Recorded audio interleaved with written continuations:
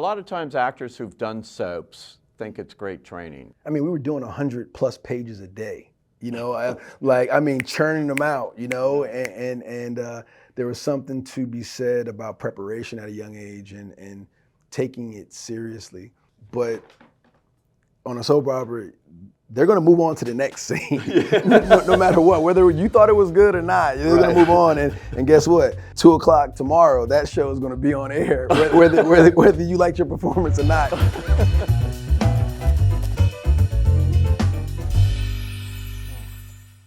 Don't sell none of this on the way home. I don't want your mama coming at me crazy later. Yes, ma'am. Thank you. I can't believe you taking this make-believe shit. Smoke, give me my money for I cut your black ass. You gonna put that blade up, woman? I'll trade you. I don't want your money. Don't be stupid, man. I ain't stupid. Your money come with blood. All money come with blood, baby. Not like yours. This shit won't even spend nowhere else. Look I at ain't it. going nowhere else. I don't need that cursed money you got.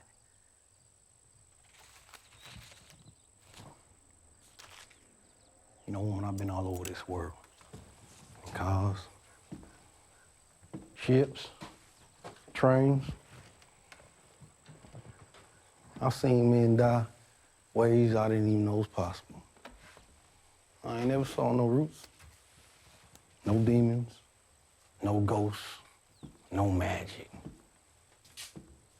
Just power. And only money can give you that. Welcome to the actor's side. You know him from so many movies. In fact, 3 Creeds. The last one he directed as well, and Black Panther, and so many other things. But right now, Sinners, and you get 2 for the price of 1. 2 Michael B. Jordans.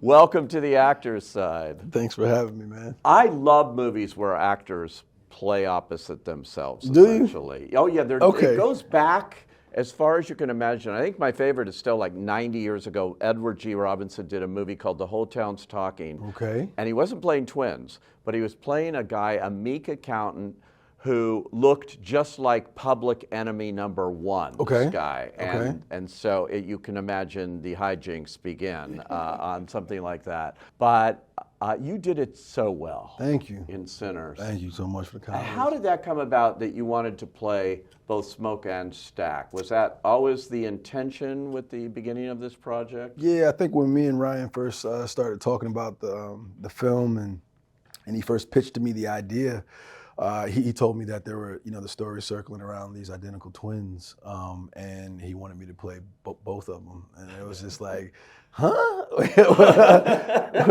Both? Okay. Okay, wow, let me wrap my brain around that for a little bit, and he went on to kind of pitch the story and, where the idea came from and how personal the story was to him and his Uncle James and the relationship that they've had through blues music. And when I first, heard the idea about playing twins, I think there was a bit of anxiety and a bit, a little, spider senses went off a little bit. I was like, okay, hold up, wait a second. But I was equally as excited to kind of think through how will we get this done and like what is the process and how would it be and it was an immediate yes, before I even read the script. And then I read it and I remember laughing, crying, being, scared, you know what I'm saying? Kind of like just kind of perplexed by the whole process. And then it was like, all right, how are we going to do it? So and then we started to go through that process of me building out the characters. Well, it's a real actor's exercise too, because you could just play it, okay, I'm twins and do the same thing, but it's all different what you do with this performance I thought was really interesting. It's all different mannerisms, it's different personalities, it's very much 2 people here, not the same, and going into doing all that is... Yeah, it was, identical twins are very, very, they're very special. There's no other relationship or dynamic like identical twins. And so being able to talk to identical twins and really get inside their brain a bit and the nuances and like what is the special, what is that special connection, the psychic connection, that spiritual connection that you have with your brother or sister or whatever it may be. And so I had the opportunity to talk to a lot of twins and ask a bunch of questions, and also, you know, just what character building as a whole for one person is backstory. You know, I think childhood trauma shapes us all. Like, we all have some version of that we live with, us as humans, everybody, right? Yeah. And you either address it at some point or you don't, but any one way, shape, or form, it molds your personality a bit. And the twins had some pretty horrific childhood traumas, and they carried it differently. You know, Smoke was more internal. You know, he didn't talk a lot, you know, so he wore his pain on the inside, and he didn't you know, he was more of the, you know, the caretaker, you know, out of the two of them. You know, Stack, on the other hand, you know, he has his trauma, but he smiles through his trauma. He talks through his trauma. He uses his charisma and his charm to kind of like not dwell on it because it's too painful for him. So he has to kind of move off to the next thing. And building that out informed a little bit of, you know, the cadence in which they speak. You know, their posture. I wore a size too big shoe for Smoke, so I found out that allowed him to be a little bit more grounded and rooted and didn't move around too much. Exactly. And Stack, I wore a size too small because I wanted him to feel a little bit antsy and always needing to kind of move around and look at that and let's talk about this, and, you know, work with a body movement coach to help with the way I walked, you know, and the way I spoke and just the cadence. So there was a lot of meticulous work that kind of went into both of them, you know. And one of the bigger challenges is like, okay, when I had to play both of them, you know, in one scene, and having to direct my twin double. Because there's you know, my twin double is, you know, basically whatever brother I decided to go first. I had to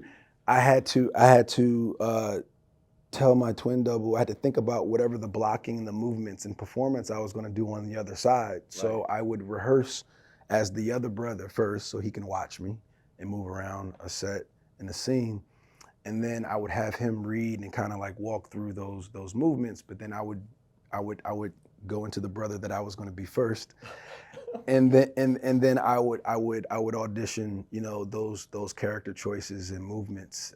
So I had the right eye line, so to speak. And then once we filmed that, you know, 5, 6, 7, however long it took to get that done, I would go back to my trailer, you know, piece by piece.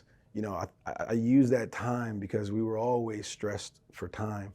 Yeah. To as I took off one piece of clothing, you know what I'm saying, I would dissolve that character, and and as I put on the other piece of wardrobe, I would try to lock into that other brother, that other twin, whether it was listen to music, you know, shoe by shoe, you know, trouser by trouser. We had gold fronts, and that kind of changed the way my mouth would sit with, you know, like having braces. It kind of slightly changes the way you speak a bit. And yeah, man, you know, the combination of all those things really helped me make those transitions. So complicated, and oh my God, you know, yeah, like I said, 2 for the price of 1 they're getting here. I have to ask, which one are you closer to? Did you relate to more, Smoke or Stack? I mean, I think a little of both, but I think people who know me really well would say Stack is probably closer to me, and I think and I think Smoke is probably a further departure of who I naturally am, and you know, I tried to do Smoke last. If I ever had a real option, because, you know, days different, schedules different, you know. Smoke sits in a lower octave. Yeah. He's smoking cigarettes all the time. His voice, he doesn't talk a lot. So he's in a more lower, like, you know. So I would try to do Stack first, because usually I would have more energy at the beginning of the day, at the start of the day. So I can be up and a little bit more energetic. So by the time I ran through that process, I can kind of sit into a more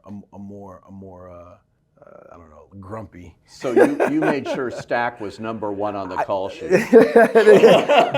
don't let Smoke hear you say that, but yeah, I tried to let Stack go first a lot of times, but it really honestly depended on what type of shot we were doing. We used a lot of techno dolly to kind of get these techno dolly in the form of these repeated camera movements to a T. so we can layer both performances the way we needed to. So whenever we had the twins in the same frame interacting with other characters, we would have to do a techno dolly so we could have the exact camera movements that we would be able to blend later in post.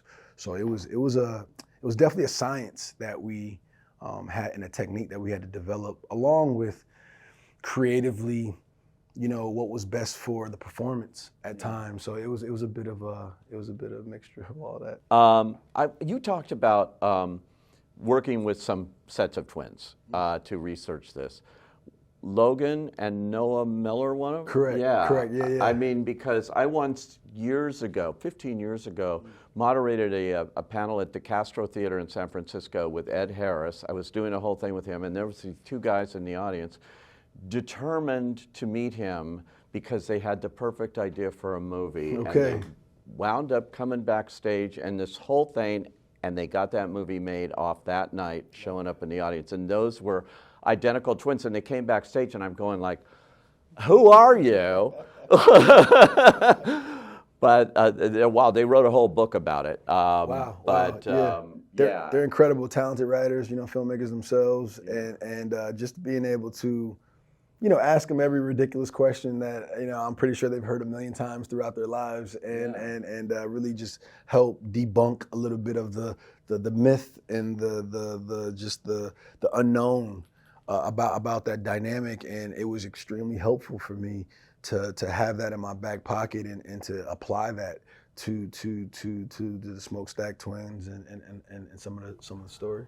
I love that. And I love the fact that you doing this movie for Warner Brothers, because Warner Brothers' long history of gangsters and movies and original movies like this is so great, and it just fits into a tradition there. And I love seeing the gangster element of it and coming into this town. Yeah. Was it fun to play that? It was, man. It was the most, I think in hindsight, realized, but the twins were the most adult characters that I played thus far. Oh, yeah. Like fully realized men. Yeah. It's not boy to man. I'm not coming of age. Like, no, these guys are who they are. Yeah. You know what I'm saying? Like they're right. they lived a certain life. You know what I'm saying? They got away. They have a bit of world experience. They've been to war. They've worked for gangsters in Chicago. They came back home. The entrepreneurs. They want to start their own business. So these guys were really fully developed, and that was really interesting for me to step into to a pair of shoes. Couple pair of shoes where I had those things already kind of realized for me. So yeah, but to your point of like being at Warner's, I think that was a big blessing, and having, you have executives like, you got Mike and Pam, Abby who champion these original stories and take some big swings and risks. And paying off for them, which is so great. Big time. I'm really happy for them. Yeah, big time. I love to be a part of that legacy too, so it's great. I think that's the key to saving the film industry, is originality and doing these original things. It's great to do, sequels and big blockbuster things, but keep that going too, like this movie. I think it was important for Ryan Coogler too to do this at this point in his career. I think so, man. I think and understanding that importance, I feel like this was one for him that he wanted to kind of do, and I'm glad that it's paying off the way that it is, and to your point of, original, stories and doing well, and people going back to the movie theater multiple times to see it is a huge testament to that originality and just doing it well and musically, and hopefully this film would inspire more talent to start going back to their passion project, to that IP or that thing that they want to create, that story they want to tell, that personal story, and take some big swings as well. Yeah, because you're in the position now of being able to do that as an actor and say, this is what I want to do, and they want to do it, because Michael B. Jordan is bankable, as they say in the industry, and that's what the industry loves. That's what they say, man. That's what they say. They do. But so you get to do what you do. Too, and and the other thing about this movie too, musically, it's just stunning. Yeah. I mean, it's really like across the board. Yeah, it was the first project where we had the music. I'm not going to give a percentage, but pretty fully realized while we were actually filming. So to not have the background or us dancing to some generic beat that's not going to be it, but we really got a chance to listen to these incredible musicians and artists sing and play their instruments real time. That gave us a real understanding of what the tone was going to be for these moments. So that was extremely helpful to just fully believe the illusion of the story that we were telling, which was great. And that vampire story coming in, I'm going like, okay, and it really works. Yeah, it's a movie that's a reflection of a lot of Coog's taste, and sometimes that taste doesn't really fit into one box or one genre, so it's okay to kind of be genre, fluid or genre bending, the story told you what it needed to be, and we just wanted to kind of respect that. That's exactly what it is, though. It's genre bending. There's no question about that, and working that way. You've done so many kinds of different things. I remember you from Fruitvale Station. They set up a lunch, and I met you at the late, great Kate Manalini restaurant in Beverly Hills, and sitting down. And you'd done a bunch of acting, but this was a huge breakthrough. And I remember you so well from that lunch because you were so spirited and enthusiastic about acting and about it. That's crazy. I mean, that was a time. I think coming off of a lot of ensemble projects and a shit ton of TV. Yeah.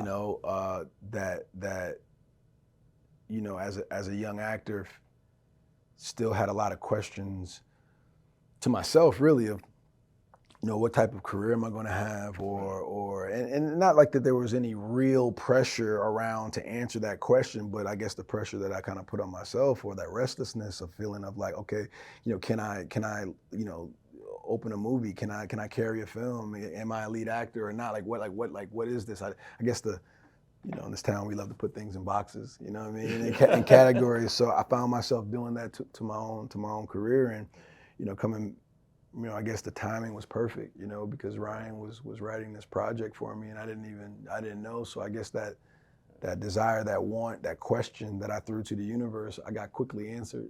How did he know to write that for you? I mean, that you got to ask him. You got to ask him that one. But I think he was looking for the best actor. Or he was looking for somebody to tell this, this story that again was very personal to him.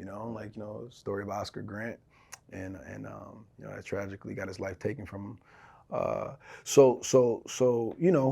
Our partnership, that first meeting, after reading, Fruitvale, that script, and another script that I read, and I'm bawling, crying. You know what I'm saying? Like you knew the story, you knew how it was going to end. But somehow in the middle of the movie, in the middle of the read, you wanted things to happen differently for this guy, Absolutely. And I just felt if I could bring a little bit of that, from the page to the screen and really embody this guy in a really big way. But it's also something that's a little scary too, right? Because, unfortunately, Ryan, Oscar's not around for me to ask questions to. So this was like the first time I really had to do real research. I had to get to know him through all the people that knew him the best, that loved him the best, from his mom, from his daughter, from, his daughter's mother, his best friends, So I got an opportunity to get to know Oscar Grant through his community. And it was reassuring when I did meet them that they felt strongly about me and gave me the okay, like the thumbs up, like, all right, he gets the pass to kind of play this guy. So that felt encouraging. And, I had Ryan as a blueprint too, to kind of pull from, because he is so Oakland, so Northern Cal, you know what I'm saying? And kind of pull those things into it, and worked out, He really is Northern Cal, definitely. There's no question about that. Well, you've now established this, and they've said this many times, the kind of Scorsese, De Niro, that kind of relationship with film. You've worked together 5 times? Five times, something like that. 5. Yeah. Yep. Which is amazing. And didn't you, and of course Black Panther, which was so huge, and you were so great in that. It's such a great villain, but an understandable guy. I mean, he wasn't a typical villain to He me. was an antagonist. Yeah. You know what I'm saying? He was, I like the fact that, both of those characters between, Killmonger and T'Challa, played by the late, great Chadwick Boseman, who's getting his star on the Walk of Fame. I'm really excited about soon. Yeah. They both wanted the same thing. They just had two totally different, approaches about getting it done, and I think they both love their people, very, very deeply, and they wanted the best for them, and it was a healthy, sometimes more unhealthy than healthy conversation that they needed to have. Yeah. But yeah, I really enjoyed playing that character and working with Chadwick. Didn't you replace Chadwick as Reggie on All My Children? That's a hidden fact that a lot of people don't know. But yeah, that's the weird thing, and that didn't click into my head until years later. I'm talking about years later, because I was so young at the time. I was like a deer in the headlights coming into that world, coming off of The Wire, and that was like my first job right after I got killed off of that season 1 of The Wire, and I remember just going into the dressing rooms and soap operas and stuff like that. I was moving my box in, into my new cubicle, you know what I mean, and I found out later on that I knew I was replacing.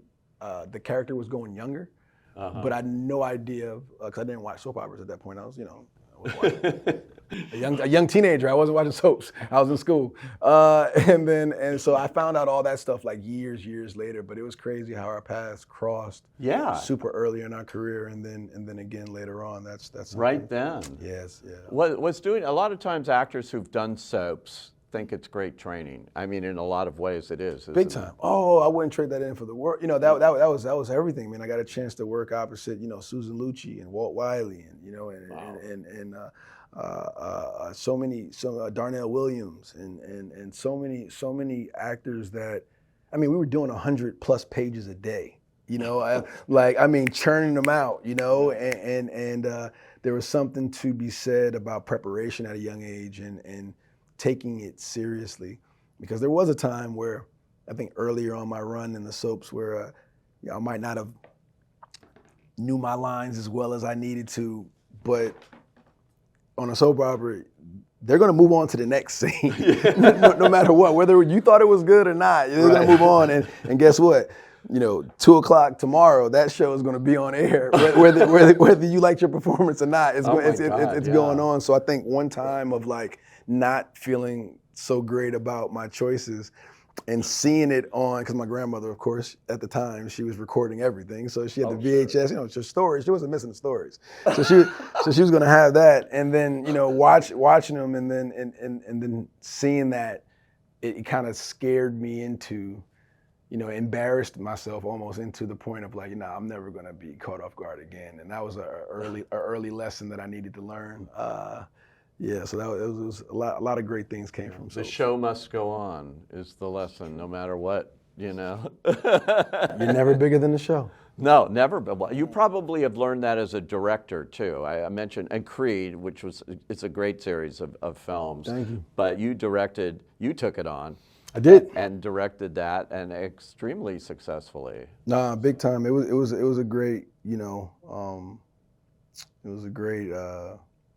first time jumping behind the camera with something that I knew very well, I was comfortable with, third installment, knew the characters, knew where I kind of wanted the characters to go. So I had an opportunity to direct, and I thought that was the best thing. Ryan had a lot to do with that too. He pushed me into that. It's like, yo man, you should do it. This is the time for you to just go ahead and jump into the deep end.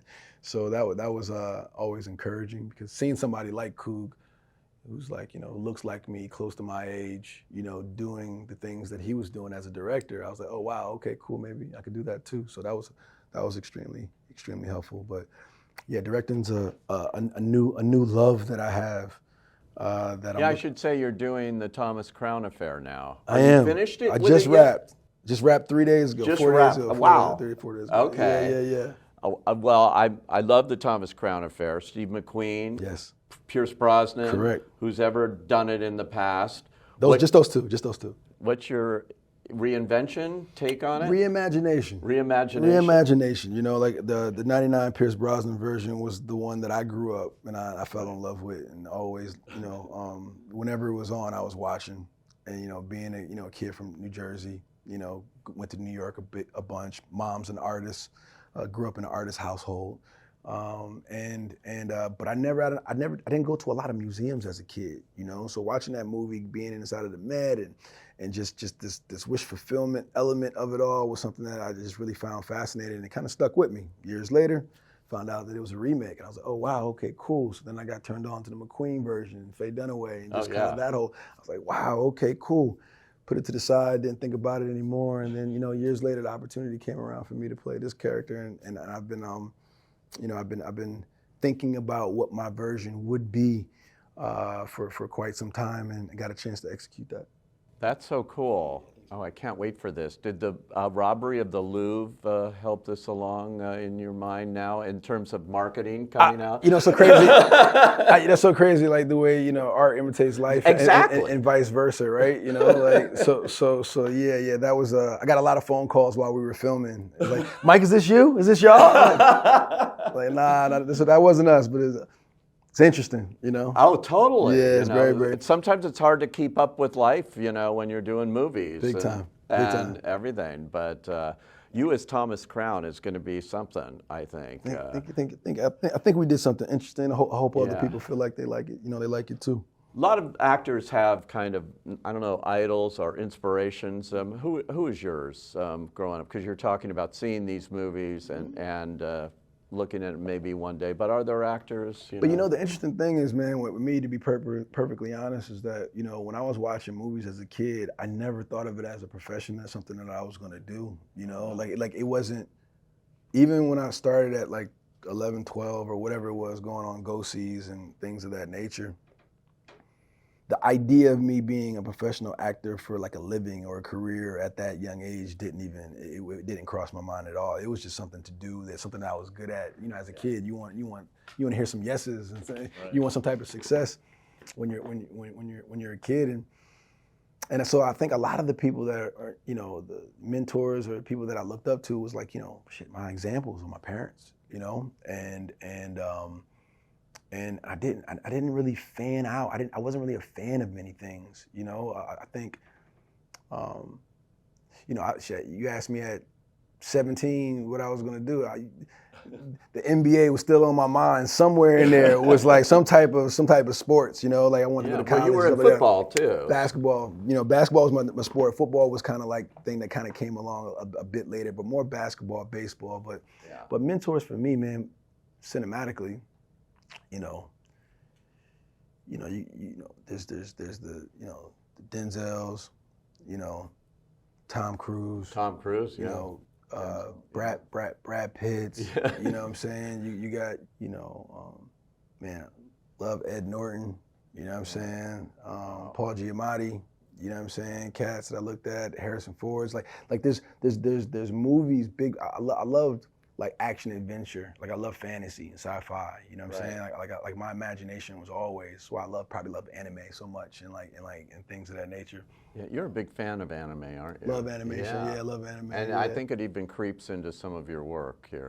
I like to think so. I like to think so. You can see it a little bit. Yeah, it translates to you know, in my mind, you know, to some live action at times. But yeah, man. So watching big movies, you know, as a teenager, you know, really started to, and then I think, you know, later on I started to, you know, watch films and follow careers a bit more intentionally.